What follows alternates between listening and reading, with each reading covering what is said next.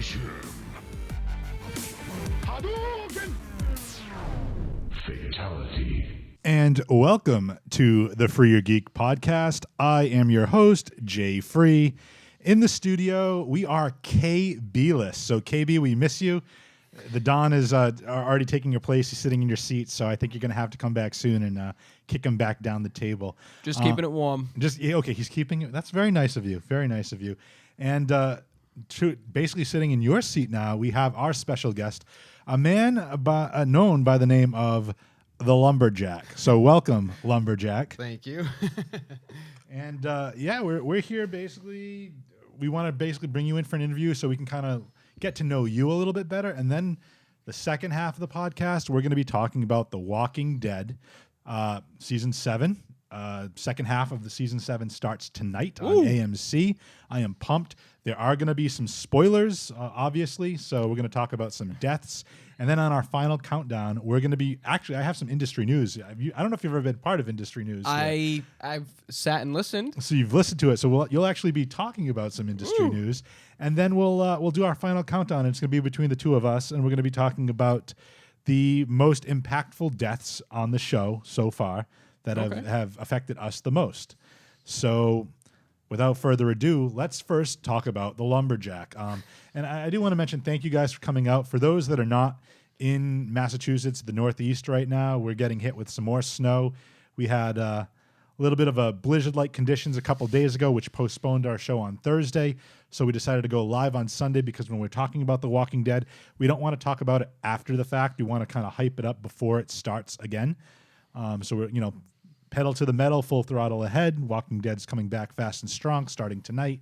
So let's talk about that.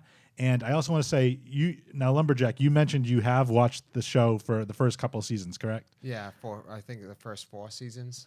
Okay, the first 4 seasons. From what you know of the Walkers, do you think they'd be able to make it? And I'd like to see a Walking Dead style show set like in New England somewhere with all the snow and seeing how walkers. Imagine like somebody walking through the snow and all of a sudden a walker pops up from a snowbank. Yeah, that's a good question about that because I don't know how well they can acclimate to weather. And since we're 50 degrees one day and 20 the next, I don't know. I think there'd be frozen zombies everywhere. That'd be cool. Zombie popsicles. It actually, Walking Dead kind of touched on that a little bit. Do you remember when, I want to say pre-prison or post-prison, Rick and the survivors, it was actually, I want to say, in the comics, it's when Tyrese is part of the group. I'm not sure if Tyrese is with them at this point, but him, Herschel, Carl, they're all running house to house in that cold weather. Carl goes to eat the dog food. Rick just loses his mind on him. I'm not sure if I don't remember that. But speaking of the comic books, you have the compendiums right here. I do. That's pretty sick. That's awesome. So more geek swag. Geek swag. But let's put a little pin right now into The Walking Dead because I want to talk more about the Lumberjack here. Because I want to talk about. You guys both looked pretty tired. We were talking off air. You guys didn't get much sleep last night, so kind of interesting. This is a Walking Dead themed episode where you two guys might be part of The Walking Dead here. But what do you guys have going on? I was lucky enough to be a guest pretty much on your show last night.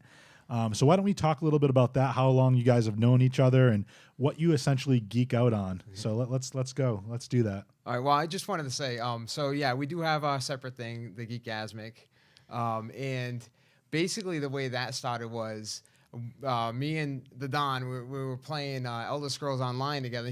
I was like, dude, what's up with the VR? I want to check that out. He's like, yeah, you should come over and play. So I was just going over to play, the VR, and he picked up Resident Evil 7, and before you know it turned into a broadcasting thing, and now we have Geekasmic. So that's basically where that started. It was just a spur of the moment thing.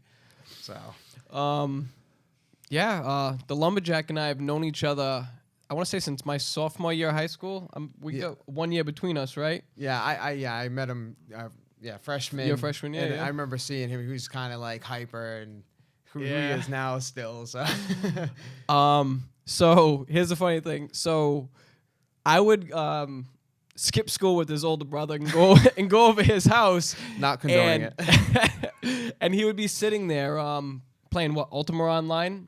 Yeah. He was like geeking it when I was geeking it too, but I was like low undercover geeking it. He was a closet geek. I was closet geeking it, and Corey and I get along like real quick. Yeah. We just we both got into Dragon Ball Z same time. Actually, our whole group of friends got into Dragon Ball Z at the same time. Video games has always been a big part of our friendship. Yeah, I mean, it's all stuff like that, right? Yeah. Anything I'm missing? No. I mean, yeah, we used to play like old school Team Fortress Classic. Awesome old school video game reference. And the original Counter-Strike, like that was when before you had like the permanent death each round. Like usually games was you die and just respawn. Like playing Counter-Strike when that was new, you know. So that was cool. Well, and I just want to say too, I appreciate you kind of filling in last minute here. It's much appreciated because Don and I can talk about this stuff. I know you haven't really, watched recently, and I know we have some comments on that. But yeah, you are filling in last minute, so we appreciate that. And it's fantastic. Whatever you geek out for, man. This is the interview portion, so we'll get through that, and then we'll hit the ground running with some industry news and whatnot. But you guys do have your own channel, right? Correct. Let's talk a little bit about that. You want to lead on that, I guess? So Geekasmic Gaming, like you said, it just was two guys hanging out playing video games. So yeah, we're broadcasting the games that we play. We just did the For Honor beta. We did I think we only did 30 minutes of that last night. So we have like a Twitch channel going on. Yeah. And then we have a Facebook page and group. It's like two separate things. I honestly don't understand why it has to be separate, but it's like the way they set that up. So and it's Geekgasmic, but the E's in the word geek are 3s. 33s. Yep. So Larry Bird style. That's it. Yeah, exactly. Representing New England. That's a good one. That's awesome. Yeah. So. But so we're getting some comments. Want to know who is this crew? Let's hear it, bro. Let's hear it. Show me what you've got. Gene, I'm the Don. You've seen me here with Jay Free before, definitely. Yes. I'm Gene. usually over here. Yeah, so it's been a little musical chairs. My original co-host KB could not be here, and my other co-host usually sits in that. So the guest would usually sit in that 4th seat, but we have nobody there right now. The snow's scaring people Just the off. wind.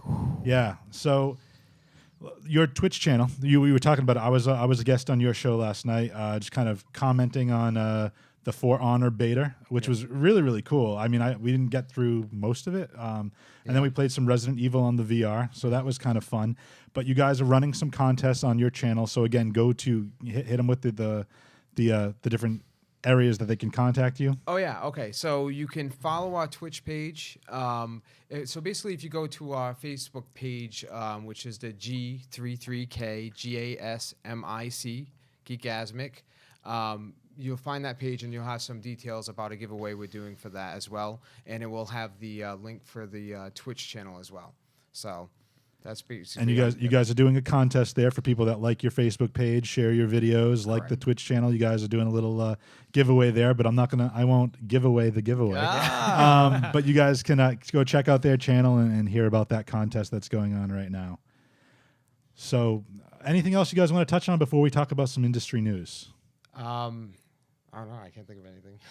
Okay, so I know you said you've only seen the first 4 seasons.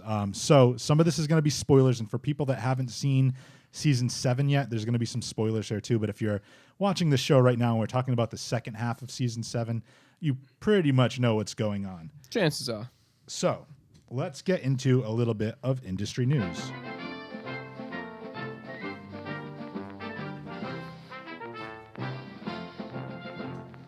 Okay, so just some quick couple things before we get into the final countdown. So there was a Walker Stalker cruise. So Walker Stalker is kind of like a convention for those fans that are specifically fans of Walking Dead. They usually have most of the cast of The Walking Dead appear. It's kind of like a mini Comic-Con, but focalized. Is that a word? Focused? Focus. I'm going to make up a word. Focalized. Focalized. Focused on the cast of The Walking Dead and fans of The Walking Dead. There's also Heroes and Villains Fan Fest, which I go to in New York. It's more of the CW shows, Flash, Arrow, Legends of Tomorrow, but they've had some Gotham folks on and stuff. But point being, on this Walker Stalker cruise, there was a Q&A with Michael Cudlitz, and he basically revealed how he learned that Abraham was going to be on the end of Negan's bat. And he mentions, I was visiting my son at college, and I got a phone call. Scott Gimple wants to meet with you next week, is what the voice said. So Scott, who is the showrunner, hadn't met with him in 2 years. So he happened to say, I was like, all right, I'm dead. Let's call Scott and confirm this. So he also states, at the time, he said it would be both me and Steven Yeun, who plays Glenn, but he wasn't sure if it would be at the end of season 6 or the beginning of season 7, mostly because he didn't know if they'd be able to keep it a secret that long, and the only way that would have worked was if they really went for it. They decided we would go for it, and it sort of worked. I was kind of expecting it because Abraham's story had already been told so far as the graphic novel. So you mentioned that earlier, his story, the graphic novel. Abraham's story had kind of fleshed out. His death was different. I believe it was Denise that got his death in the show when they were walking on the railroad tracks. So basically, they kind of, and I when I was watching it, I thought they were not going to kill Glenn because they killed Abraham, and I was kind of surprised by that. So just I want to reach out to you guys, and this is again not having seen it, but. So basically, they wrapped up this character Negan, which if you haven't read the comics and you haven't seen up he's like the governor turned up to 11. I can't even compare him to the governor. Actually, it's two separate characters. The governor in the comic book was one certain way. David Morrissey played him a different way in the show. But like as far as villains go, this guy he's charismatic, but he's so sadistic as well, and he's just like brutal with like the way he does things. He just doesn't give a damn. I'm going to try to keep this as clean as possible because we are a PG show. But he basically has this bat, barbed wire, Lucille. And toward the end of season 6, the group was kind of cornered, our main group of folks, and the camera shows him smashing somebody over the head, and a lot of people felt slighted by that because they felt it was kind of like a cop out, like you're not going to show me, you're going to leave this as a cliffhanger until season 7. Just from a storytelling standpoint, how do you guys feel about that? Do you think they should have showed the death at the end of season 6, or do you think waiting until the premiere, like however many months later in season 7? I personally, I think like that's such a strategic thing to do. Like they have to leave a hanger like that to pull you back. So, but I mean, honestly, from a viewer standpoint, it would just kill me. So, as a viewer, I was so angry with it. As one of us, I was like genius because literally 5 minutes after the episode ended, the internet went crazy. Speculation. Yeah. This is who it is. It's going to be this one. Did you hear how he said it? Let's do the any, mini, miny, mo thing again and count from one side to the other. It was crazy. Beth and I talked so much about who we thought it was. I want to say for like a solid like week and a half, 2 weeks. Oh, it could have been this one. Every time I'd click on Facebook, it would give me the notification like, oh, read this right now. This is who it was and this is why. I really knew it was Abram. Like I could just call it because of just that comment. Oh, you're taking it like a champ. Abraham is former military. Yeah. So that's where I was really going with See, it. from a storytelling standpoint, though, I kind of liked it. I was extremely mad at the end of season 6. We're like, who is it? I got to wait till October now to figure out who this was. But at the same time, it makes sense because why would you want to end the season on such like a horrible? I mean, it's a downer no matter what you look at. Somebody got it at the end of season 6, and it's like to kind of carry that forward. I'm like, okay, I'm not going to be so depressed or saddened by the death of this character now at the end of season 6. I'll wait till season 7. I can still start off on that low, and then you can see him build back up. Because from a storytelling standpoint, it makes more sense to see him at their lowest point at the beginning and see him how they grow and how they deal with it as it moves on.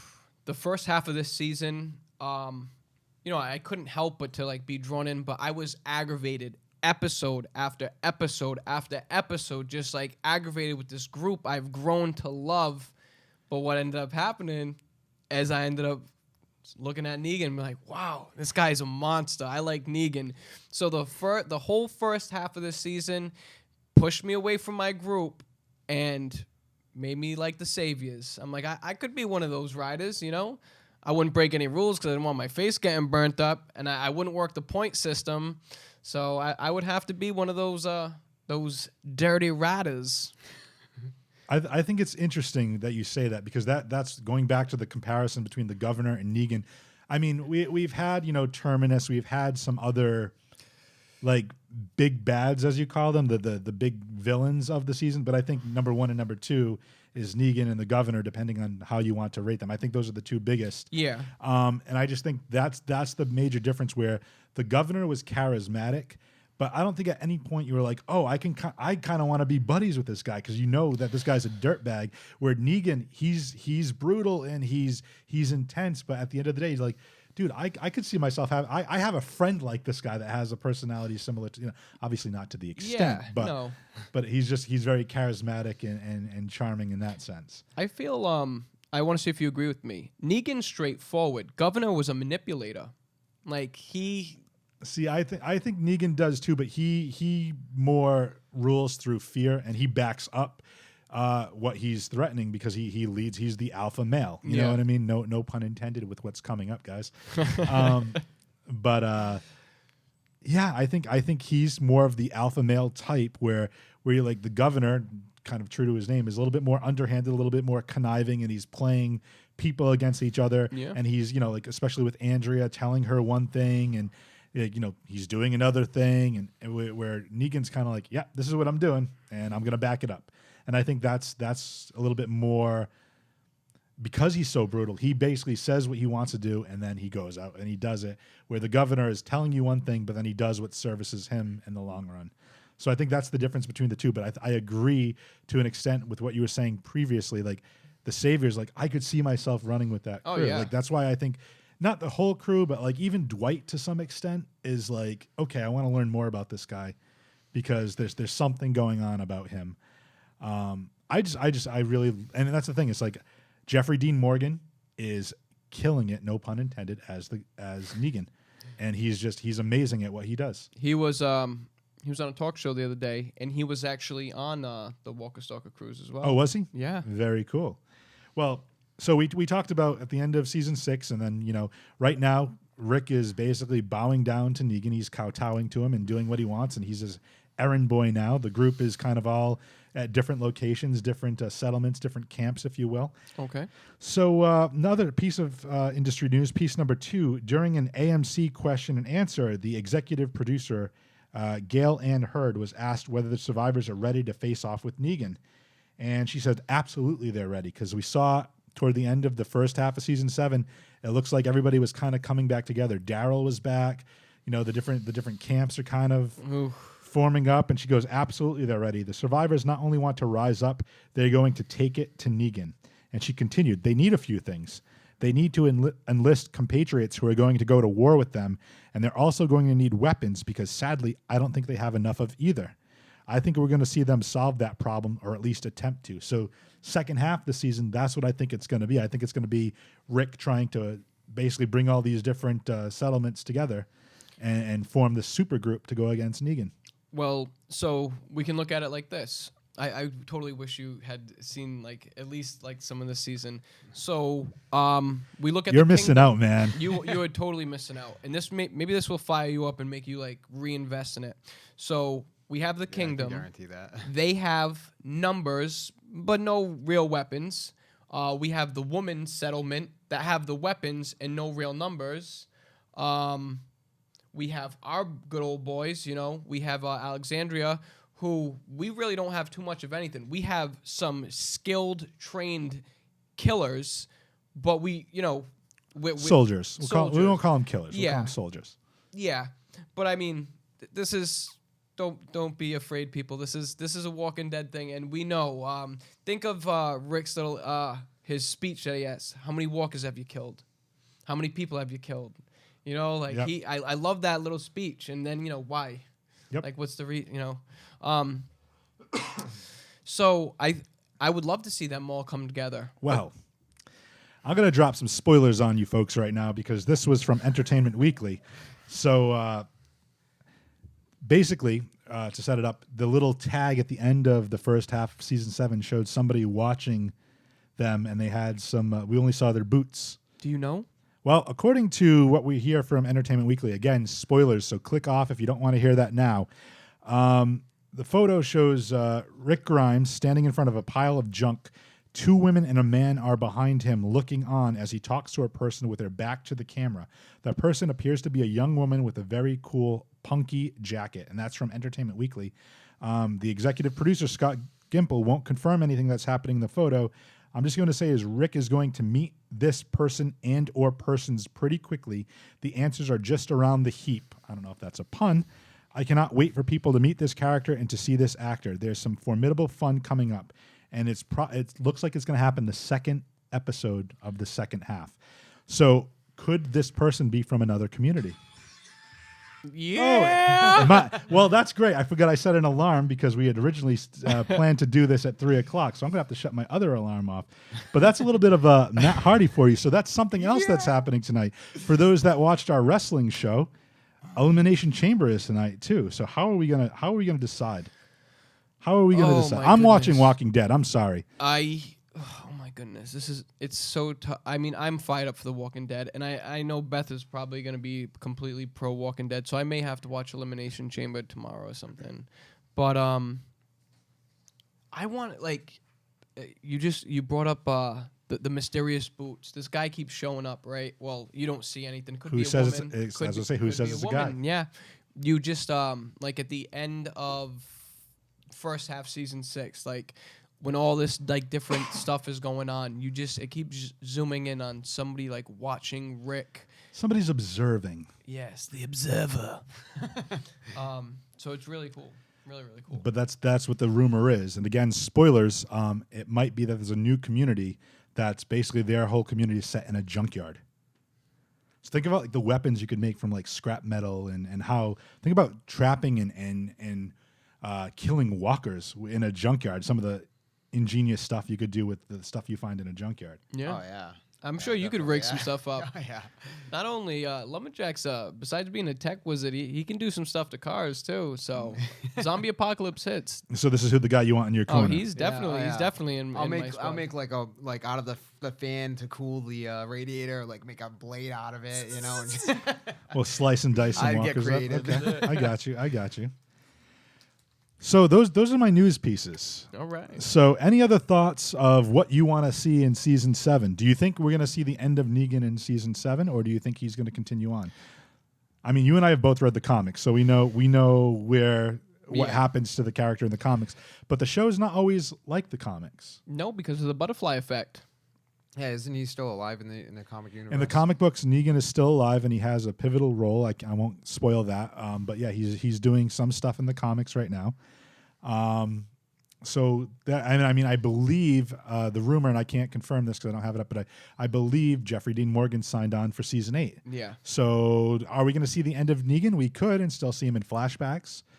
Yeah. We could see. We don't know. But I think right now what he's bringing to the show is he's bringing this villain that you love to hate, but you also love to love. And it's incredible. So I'm curious to see how the survivors all band together, how our group all bands together, what's going to happen. We're seeing Maggie take a more prominent role in Hilltop. So that's kind of going along with the comics. So I'm hoping to see what happens with her. Carl, I always think The Walking Dead, the show, is always about Carl. I don't think Rick's the major hero at all. I think it's eventually going to be Carl's story, but we'll see what happens. I love that you said that, Beth. Like I say it to you all the time. It's crazy. Carl's. I think it's all about Carl. I think that's the whole point of I love the show. Carl memes. Yes. Coral. They use that for everything. Yeah. Yes. Yes. The one I can think of off the top of my head, he's talking about why is an iPod like an iceberg? Because it's sinking, Coral. It's sinking. Yep. That's I mean, they're funny memes. You can go on any online and look. Just type in Carl Walking Dead memes, and you'll see a ton of them. Oh yeah. They're all really bad dad jokes and it's a scene that's when you taken out of context, it's hilarious. But if you know where the scene is coming from watching that show, it's like, wow, this is a horrible, horrible scene. Brilliantly acted by both Andrew Lincoln and Chandler Riggs. Like, they were amazing in that scene. Depending on who, and you see what happened. That was at the prison. That was with Lori. Yeah. Judith's Beth. Yeah, like it's such a great acted scene, and it's such a touching and sad moment, and they turn it into a joke, and kind of makes it a little bit more lighthearted for me personally. But yeah.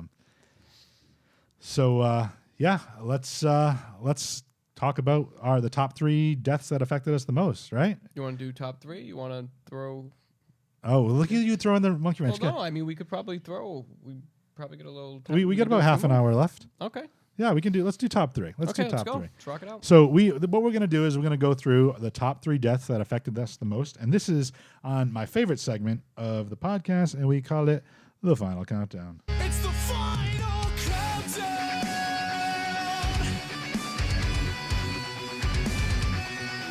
The final countdown.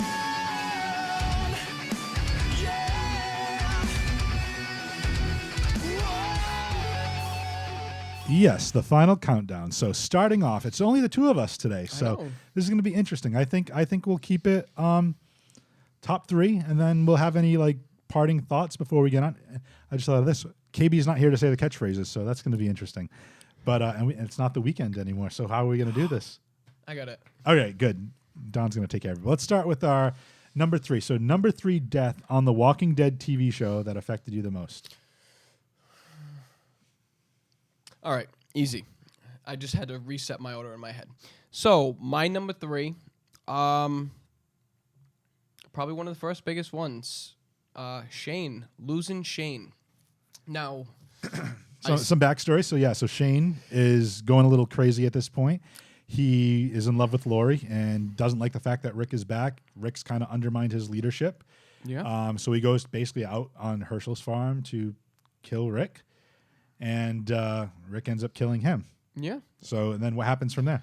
So I mean, I'll give because that anybody who's watched even a little bit of Walking Dead probably get to that point. Right. This is why Shane being taken out of the picture is such a big loss for me personally. We look at some situations that Rick puts this group in, and with Shane being there, like as say Rick's right hand man or whatever you want to call it, these situations wouldn't happen. I feel like Shane would take Shane would probably roll by himself and take the governor out. Easy. The Terminus situation, I feel like Shane would be cutting them up, beating them. and this whole Negan thing, this Negan thing would be, just another day in the ballpark for You bring up a good point. Do you think that Shane would be too much of a wild card, where I think Rick is a little bit more calculated with what he does? I think Shane is more he lashes out a little bit more and just. So I don't know. I agree with you. Like he's different. And the other thing is that look at Shane's tactics versus what Rick believed in season 1. Now Rick has kind of surpassed what Shane's done. And he maybe Shane was ahead of the curve, but was Shane, is he more lashing out? Is he more unruly? And is Rick more calculated? Or do you think that Shane was more calculated as well? I think Lori blinded Shane.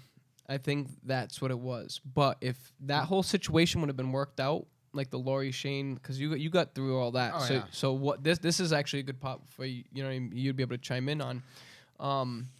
I really feel that Shane and Rick would grow together to a new level of destruction on these crews. And we also have Daryl growing with them, like Abraham, like all of these guys their killing, their whatever tactics would grow to a whole nother level. I'll say, well, it's a good question from Beth. Would Shane side with Negan? Wow, Beth. What if they threw that little storyline? Beth, he would fit in with them. How about when Shane was getting ready to take off with Andrea? Yep. That was Beth, good job. Yeah.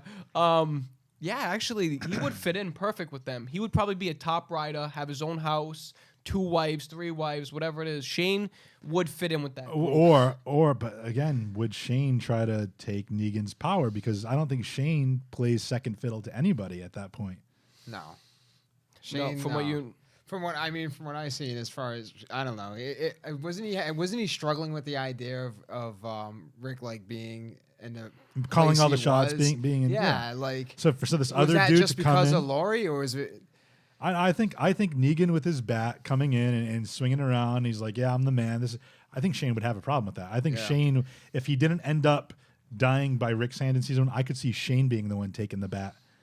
But think of this. Well, actually, nobody. What I'm about to say right now is hypothetical. We've never seen the Shane Merle dynamic. No.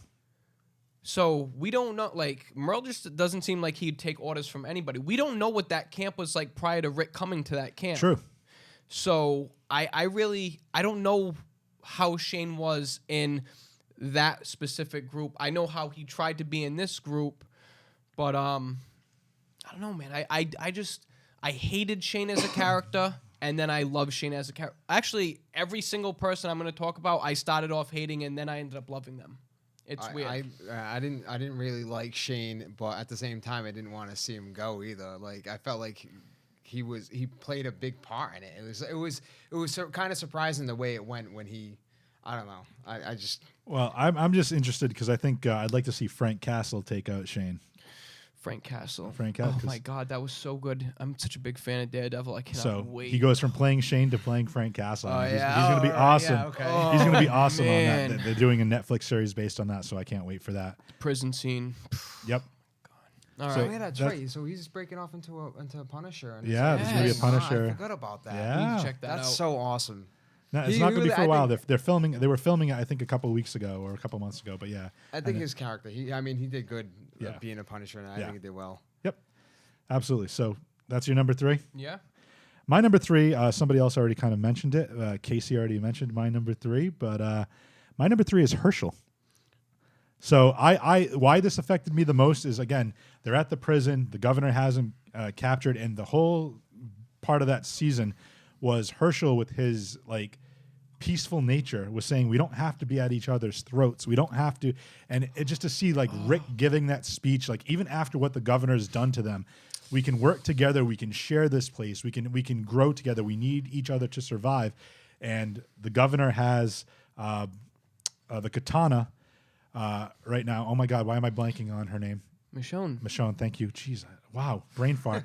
Michonne's katana, and he's got it up to Herschel's neck, and you see Herschel's face just so happy that Rick is like understanding what they need to do, and Rick is becoming a man of peace, and then the governor just goes, liar, and he chops his head off, and for his 2 girls to be there and seeing that, his 2 children, that is heart-wrenching to me, and it was a gruesome death, not as gruesome as this season, but just to see that the cut in his neck and the blood spurting out, it was just that, and his children being present after he's already lost so much, and he gained a son in Glenn, and then he's trying to Rick is like finally understanding, like, yes, we need to grow together, we need to rebuild our humanity after everything we've lost, and to see the governor just take it away, it's crazy. I liked Herschel. Yeah. I did. I don't know. You brought such emotion back to me. That whole speech, like, it hurt my heart watching it, and then to see what followed, I was like, oh my God, like real, like I know it was different from comic to TV show, but I knew what Right. was going down no matter what. But so I was like, what an alliance this would be. What an alliance. And I'm like, oh, well, let's just count down 5, 4, 3, 2, 1. My heart's broken. But Herschel was good, no? Yeah, I don't know. I was disappointed to see him go because I felt like he had a strong character, you know. I don't know.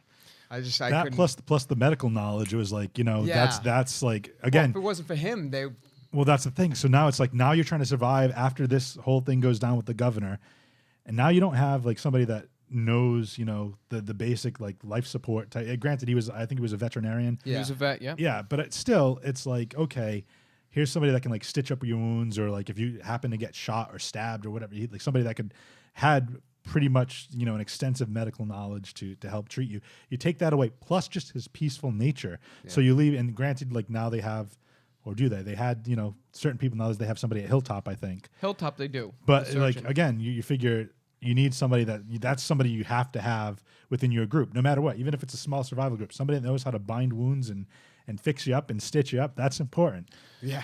So I'd say so in that situation. and then just like I said, the peaceful nature of him, and then just to have that taken away by this violent man, and have like the one father figure almost. It's like watching your dad die, and Yeah. then and it's just, it was very, it hit me hard. That's a good one. Am I remembering correctly? But he ended up on one leg at one point, Yes, he right? did. Because to stop the. Yep. Okay, all right. Yep. Which It's been a while. So what ended up happening is that was not supposed to be Herschel getting the leg hacked off. That was actually Dale, who we saw die at Herschel's farm. Yep. But Dale was the one who got his leg lobbed off. Oh, really? And they ended up killing Dale's character off earlier in the TV show, so they supplemented it by Herschel's leg, which was a gruesome scene. Correct. So you've like read a lot of the. Yeah. All right. So at what point? I'm just curious. At what point do you see it really started to stray away from the comics? Or I would say right in the first compendium it starts going Yeah, crazy. I mean they do, and I think what they're doing is Kirkman's like saying, okay, how are the audience reacting to certain characters on the show with their interpretation, and how can I change like for example in the comics Andrea is with Rick romantically, and right now it's Michonne. Yeah. So they gave her story arc to Michonne to do, and they killed Andrea off on the show. So they do a couple different things, but Rick loses a hand in the comic books. He has yet to lose it on the He show. can't lose his No, hand on the no. TV show. They can't do that to me. Well, that's why I thought when they season 7 where they were going to have him chop Carl's arm off, I was like, oh man, maybe it's going to happen to Rick, and they didn't do it. But again, you'd have to do either some type of prosthetic or CGI. Yeah. And they kind of did that with Merle a little bit. So I was hoping that took the place that took of it. yeah, that makes sense too. So let's move on to number 2. Well, you led in perfectly to number 2 for me. Number 2 was Andrea. Andrea is one of my favorite characters. Again, I started off hating this woman, like beyond hating her. She was just whiny. She wanted to die in Atlanta. Like, Dale had to babysit her constantly. She was just so whiny. I could not stand her. I was just gonna say I couldn't stand Like her. I really, really disliked her. I even She was started annoying. to dislike her more when she went with the governor. But I kind of like sat back for a minute. I'm like, this woman has become such an amazing survivor. Her skills are so fine-tuned. I'm gonna stay away from comic stuff here, but I'm gonna focus specifically on who she became on that TV show. She was amazing. And then, when she finally goes, like she's gonna kill the governor. She is going to do it. And then everything just crumbles like right before me. And even watching the scene as she dies, I'm like, no, they're not going to do this to me. They are not going to do this to me. She's going to get out and this is going to happen. And no, I lost my Andrea. It was like a big letdown. Like Beth makes fun of me, but I love Michonne. I think Michonne's character is awesome, but I would love for that to be Andrea. So Andrea is definitely my number 2. So my number 2 actually ties in, and thank you again, Casey. She ranked that on her number 3 as well, because she grouped them together. But Herschel's daughter, Beth, I was so torn by her death. Now, did she make your list? No, I have Okay. to make. Can I say one thing? Go for it.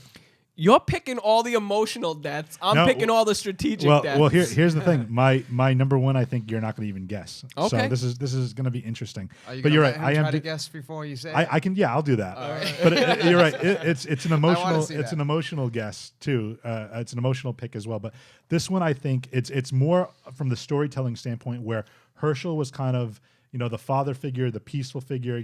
Somebody mentioned on the comments the moral compass, which Yes. great point. So that was amazing. But then Beth was kind of the innocence of the group.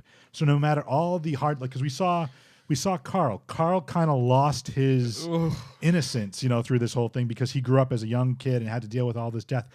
Beth was a young kid and grew up with in a peaceful time, and she was 16 or 17 when everything happened, or Yeah. and she still had the remembrance of being a child and just being this carefree person.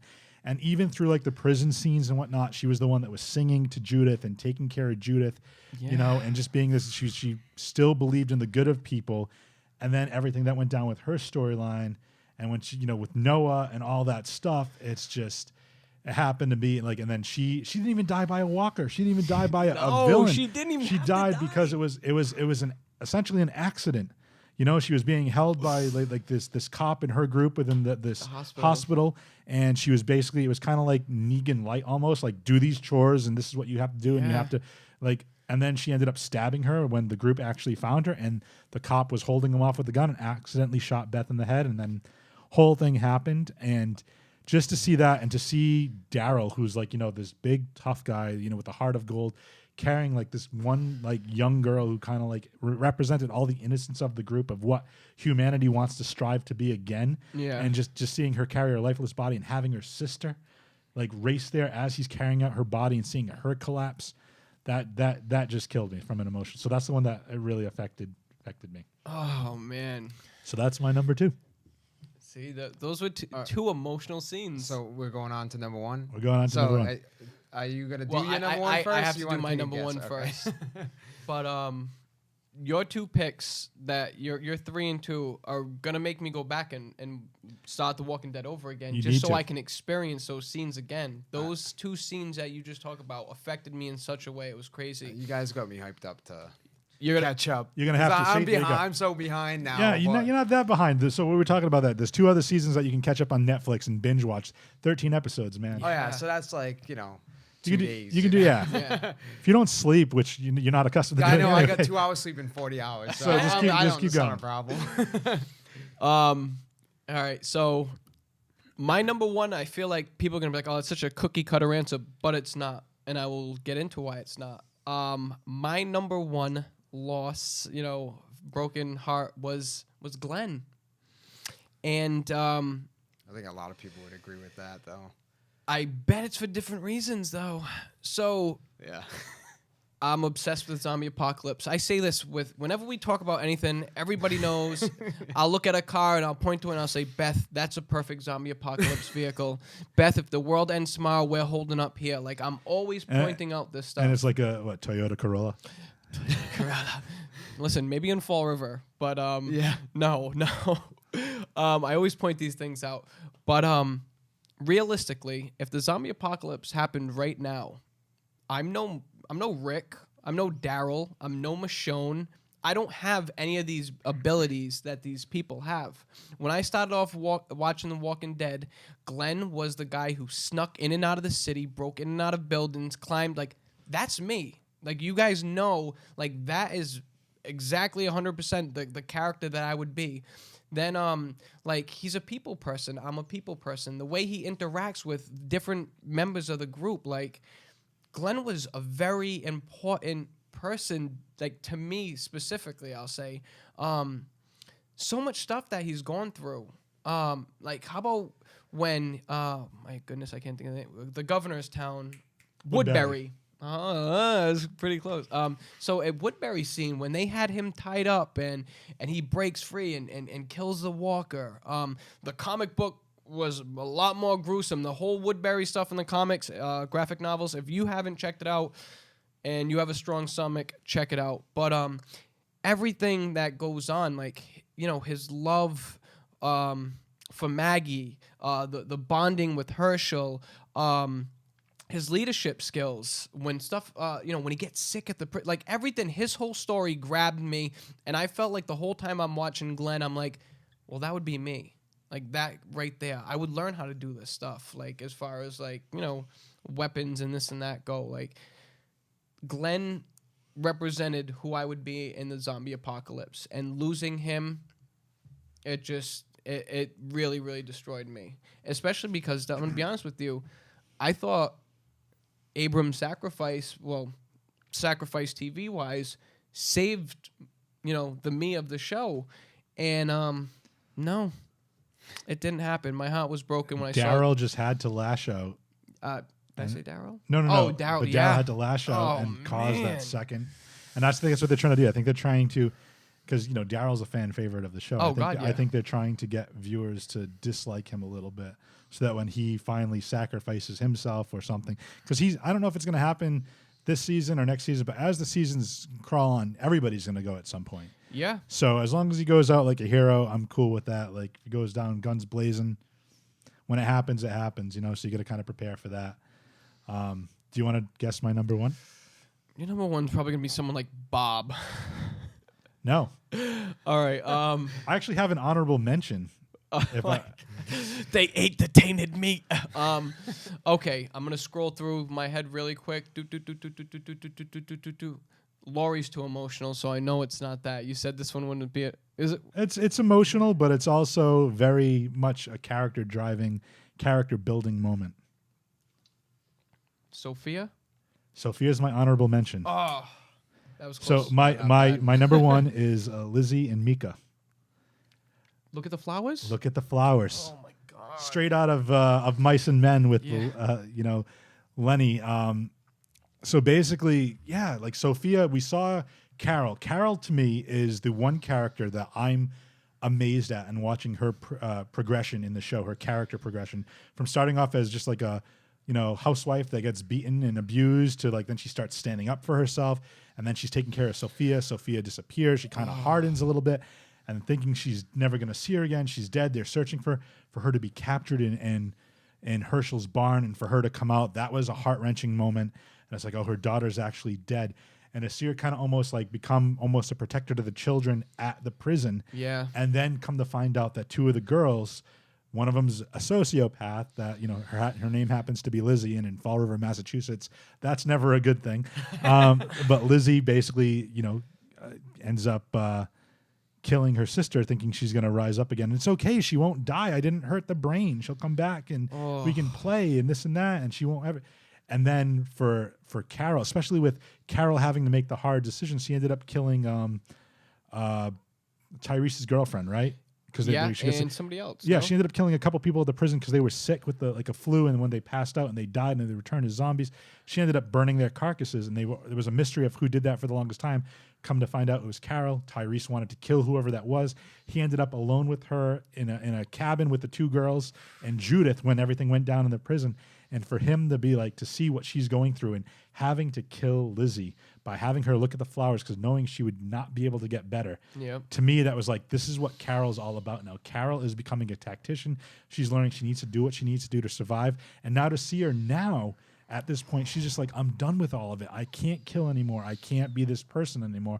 And for her to just want to kind of live in solace outside of the kingdom, it's like, it's interesting to see where her character is going to go, but I think just like to see her progression from like this abused person that was just like taking all this verbal and physical abuse and mental abuse to kind of like the survivor to kind of like this is one badass chick that you'd want to have on your side in a fight because she's become so amazing and she knows what has to be done, even to the point when it means killing Lizzie, you know what I mean, because she can't be around. Like to me that's just it's very disheartening and it's very difficult for Carol to do that, but she knows that it's what has to be done. So to me it's like it's just a character building moment, and those two deaths, like it didn't affect me as much as it affected Carol, and me seeing that and understanding that that's the sacrifice you have to make, or that's what a hard choice she had to make, and even Tyrese at that point kind of understanding like that's my number one. All three of your picks were those were scenes that did affect me. Like they're all very emotional based scenes. That's again, that even pushes me further into wanting to rewatch the series. Which seasons was it that they had died? I want to. We're talking about Beginning of season 5 or it's going to be. I think it's. Oh, I got to look that up now. I don't remember because. Wait, so what season is it at now? They're at 7 now. They're at 7 now. Because what I'm getting is like the most impactful like deaths were more towards the beginning of the series. Yes and no. I mean, there's been very much, very like a lot of the deaths now, and I think the reason for that is because you got time to learn these characters. So like I think one of the most impactful, obviously Glenn, as mentioned, it might be cookie cutter as you say. But to have that character from the beginning, from the episode 2 and just like seeing him progress. So I think what's going to happen is a lot of the main characters for the most part have felt safe for now. Like Shane was a main character, Laurie, but like these other characters that I'm mentioning, Herschel became a very beloved character based on his interaction with the group and what he brought to the group. Beth was somebody that was there a long time. I think, Rick and Michonne, Maggie, Carl, Daryl, any of those other like long mainstay characters that you have an affinity for, I think it's still going to be very impactful and emotional when they go. But I think from a storyline standpoint, there's certain, if you look at it from a storyline standpoint and how like the different interactions and the overall just impactful impactfulness of the group and who plays what part. I think that's where you see the dynamic shift between each of the, like, where the group is going with the deaths of each of these characters. It kind of like shifts the whole paradigm of what they're about. And I think that's great storytelling. So Yeah, I agree. well, before we get out of here, let's just plug some stuff. Again, plug your channels, your Facebook page, your Twitch. All right, so yeah, be sure to check it out. We do some gaming. It's kind of now, and I don't know if many people are familiar with the whole Twitch setup. Usually, you have just one person playing a game, and they're kind of struggling to like make conversation with themselves. Is what I'm getting, but we have more of this type of format. So we have me and the Don where commenting on the gameplay, but also communicating with you guys. And then we have Tiff, the lovely Tiff, the lovely Tiff, who will be like a lot of times behind the helm playing the game, but also she will sit in and talk about it. So that's Geekgasmic, G33KGASMIC. Apparently I'm not too tired because I can still spell. Hey. So yeah, we get that going on. So definitely want to check that out. We have our Twitch channel. So check out our page, and also you can check that out to see about our giveaway. Did you want to? The next game we're going to be doing is Horizon. So and honestly, I'm pretty stoked about that. I'm stoked too. It looks really good. Like I like a good story game, and it looks like a free roam type of story game. So I'm looking forward to that. That's very, very cool. Anything else you want to plug? Trying to think what KB says. Okay. I can do this. It's not like I don't know what he does. I know, but I know that he does this. Check out the Facebook page because Jay Free and KB do covers of the week. Yes, so facebook.com/freeyourgeek podcast. If you're watching on 59 Media right now on the Facebook page, or if you're looking at any of the other pages that these fine gentlemen have shared it to, if you go to facebook.com/freeyourgeek podcast, every Wednesday I put up DC covers, KB puts up Marvel covers, so we talk about that. We post different articles we find, videos, trailers, everything to our Facebook page. We have our social media accounts, Twitter, Instagram, Free Your Geek on that. We're still working on a Twitch page. But I'm leaving that to KB and Don, where it's going to be Free Your Geek Gaming. Yep. So check that out. I have a website, jfreethegeek.com. That's just JFREE, thegeek.com. So I just kind of put some stuff up there. That's pretty much it. Question? Mind if I throw a Oh, plug go Storm for the it. Castle? All right. Also, check out my dad's website, stormthecastle.com. I have to, he's the OG, the original geek.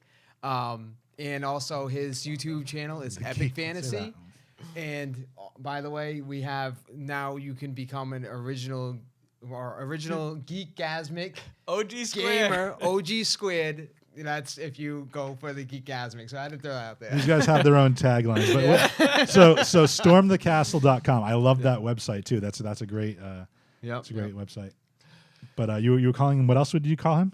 The Geek Father. The Geek Father. Oh, I like that. Yeah. I like that. So that's about it for us today. Where I pulled down the curtain before, pulled over the curtain. You guys can't really see that, but it's snowing out like a jerk right now. So we don't want to get all caught up in this. But thank you all for joining us there. Feel free to share this with your friends, comment, and that's the other thing I want to talk about. We got plenty of comments in here, but what are the top 3 deaths that hit you guys the most? Comment in the video, and we'll check it out, and where we can, Don and I will respond into the Free Your Geek logo. But yeah, we'd love to hear from you as well. So normally we throw our catchphrase. It's normally start your weekend with your geek friends, but since we're doing this on Sunday, did you say you had a replacement? I wish I had a cricket sound effect on that. Why don't you? Hey, it's the end of the week. It's a good time to be a geek. That's true. I was going to say start your week with a dose of geek. Oh, that's good. Yeah, That's like better. But hit him with the other one. And get your geek on. Bye, everybody. Thanks for being here, by the way. Thank you Lumberjack. very much. See you, folks.